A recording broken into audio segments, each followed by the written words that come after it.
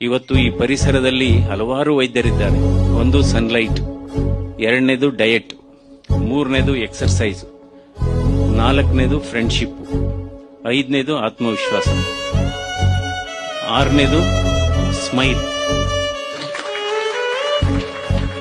ಯಾಕೆಂದ್ರೆ ಈ ಫ್ರೆಂಡ್ಶಿಪ್ ಅನ್ನೋದು ಬಹಳ ಅಧ್ಯಯನ ಆಗಿದೆ. ಈಗ ಯಾರ್ಯಾರಿಗೆ ಉತ್ತಮವಾದಂತಹ ಸ್ನೇಹಿತರು, ಸ್ನೇಹ ಬಳಗ ಇರುತ್ತೆ, ಅದು ನಿಮ್ಮ ಹೆಲ್ತ್ ಮೇಲೆ ಪಾಸಿಟಿವ್ ಇಂಪ್ಯಾಕ್ಟ್ ಆಗುತ್ತೆ. ಅವರ ಆಯಸ್ಸು ಸುಮಾರು 10 ವರ್ಷ ಜಾಸ್ತಿ ಆಗುತ್ತಂತೆ.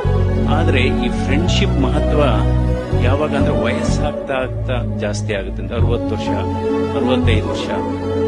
ಅದಕ್ಕೋಸ್ಕರ ಈ ಕೆಲವರು ಇರ್ತಾರೆ, ಅವರು ತುಂಬಾ ಆಕ್ಟಿವ್ ಆಗಿದ್ದಾಗ ಫ್ರೆಂಡ್ಸ್ ಬಂದ್ರು ನನಗೆ ಸಮಯ ಇಲ್ಲ ಅಂತಾರೆ. ಅದಕ್ಕೋಸ್ಕರ ಕೊನೆಗೆ ಅವರು 65-70 ಆದಾಗ ಫ್ರೆಂಡ್ಸ್ ಹುಡುಕ್ತಾರೆ, ಯಾರು ಸಿಗೋದಿಲ್ಲ.